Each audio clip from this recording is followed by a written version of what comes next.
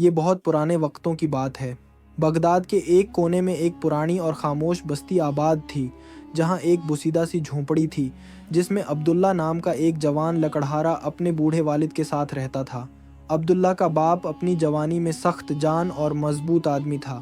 وہ دن رات جنگل سے لکڑیاں کاٹ کر لاتا اور بازار میں بیچ کر گھر کا خرچ پورا کرتا رہا، مگر اب بڑھاپے کی سختی نے اس کی کمر جھکا دی تھی، ہاتھوں میں لرزش آ چکی تھی اور آنکھوں کی روشنی بھی مدھم ہو گئی تھی۔ اب وہ صرف جھونپڑی کے دروازے پر بیٹھا رہتا اور اپنے بیٹے عبداللہ کا انتظار کرتا، جو صبح سویرے کلہاڑا اور رسی لے کر جنگل کی طرف نکل جاتا۔ عبداللہ دن بھر لکڑیاں کاٹتا، دھوپ اور پسینے میں نہاتا اور پھر شام کو لکڑیوں کا گٹھا سر پر رکھے بازار کی طرف جاتا۔ جو چند سکے ہاتھ آتے وہی اس کے اور اس کے بوڑھے باپ کے کھانے کے لیے کافی ہوتے۔ اکثر کھانے میں صرف ایک روٹی اور چند کھجوریں ہوتے، مگر عبداللہ کبھی شکوہ نہ کرتا۔ وہ اپنے باپ کے قریب بیٹھ کر مسکرا کر کہتا، ابا جی فکر نہ کریں، یہ زندگی بھی گزر جائے گی، جب اللہ چاہے گا تو ہمارے دن بھی بدل جائیں گے۔ ایک شام جب دونوں کھانے کے بعد جھونپڑی کے اندر بیٹھے تھے، بوڑھے باپ نے اچانک خاموشی توڑی۔ اس کی آنکھوں میں نمی تھی اور آواز لرز رہی تھی، بیٹا عبداللہ، مجھے معاف کر دینا۔ میں نے اپنی ساری زندگی تیرے لیے کچھ نہ کمایا، میں خود بھی لکڑیاں کاٹتا رہا اور آج تو بھی وہی کام کر رہا ہے۔ میں چاہتا تھا کہ تجھے ایک روشن مستقبل دوں، تجھے کامیاب دیکھوں، لیکن دیکھ میرے ہاتھ خالی ہیں۔ عبداللہ چونک گیا۔ اس نے اپنے باپ کے جھریوں بھرے ہاتھ اپنے ہاتھوں میں تھام لیے اور نرم لہجے میں بولا، ابا جی آپ ایسا کیوں کہتے ہیں؟ آپ نے مجھے سب سے بڑی دولت دی ہے، محنت کی دولت، ایمانداری کی دولت۔ آپ نے مجھے کبھی حرام کا لقمہ کھانے نہیں دیا، یہ سب سے بڑی کامیابی ہے۔ میں آپ کا بیٹا ہونے پر فخر کرتا ہوں۔ بوڑھے باپ کی آنکھوں سے آنسو بہہ نکلے۔ وہ دھیرے سے بولا، کاش میں تجھے لکڑہارے کے اس پیشے سے بچا پاتا، مگر بیٹا شاید اللہ نے تیرے لیے کوئی اور راہ لکھی ہے۔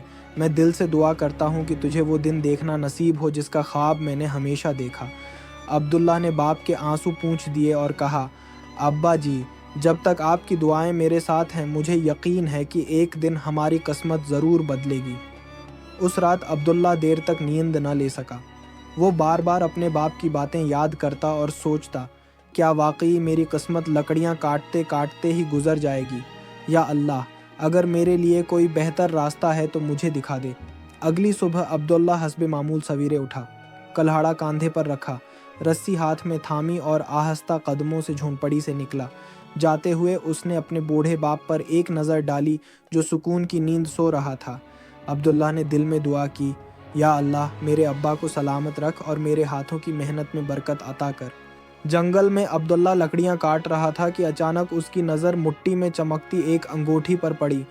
وہ عام انگوٹھی نہ تھی بلکہ کسی رئیس یا امیر کی لگتی تھی۔ اس کے دل میں خیال آیا کہ اگر میں یہ انگوٹھی بیچ دوں تو بہت سی اشرفیاں مل جائیں گی، میں ابا کے لیے اچھا مکان بنا سکوں گا۔ لیکن پھر اس کے دل نے آواز دی، یہ انگوٹھی تیری نہیں ہے، یہ کسی کی امانت ہے۔ کیا تیرے ابا نے تجھے کبھی حرام کا لقمہ کھلایا ہے؟ عبداللہ کا دل لرز گیا۔ اس نے فیصلہ کیا کہ یہ انگوٹھی خلیفہ کے دربار میں لے جائے گا، وہاں اصل مالک کو ڈھونڈ کر واپس کی جائے گی۔ وہ بازار سے سیدھا بغداد کے عظیم قصر میں گیا۔ دربار میں خلیفہ کے سامنے ادب سے انگوٹھی پیش کی۔ خلیفہ نے انگوٹھی دیکھ کر حیرت اور خوشی کے ساتھ کہا، یہ تو ہماری بیٹی شہزادی آئزل کی انگوٹھی ہے جو شکار کے دوران گم ہو گئی تھی۔ پھر خلیفہ نے کہا، عبداللہ تو چاہتا تو اسے بیچ کر امیر بن سکتا تھا، مگر تو نے اپنی غربت کے باوجود امانت داری کو ترجیح دی، یہ ہمارے لیے باعث فخر ہے۔ خلیفہ نے اسے انعام و اکرام سے نوازا اور دربار میں نوکری بھی عطا کی۔ عبداللہ کی زندگی بدلنے لگی، مگر دربار میں کچھ لوگ اس سے حسد کرنے لگے، خصوصاً ایک وزیر جو خلیفہ کی جان کے در پہ ہو گیا۔ اس نے باورچی کے ذریعے ناشتہ میں زہر ملانے کی سازش کی، لیکن عبداللہ نے یہ راز سن لیا اور خلیفہ کو آگاہ کر دیا۔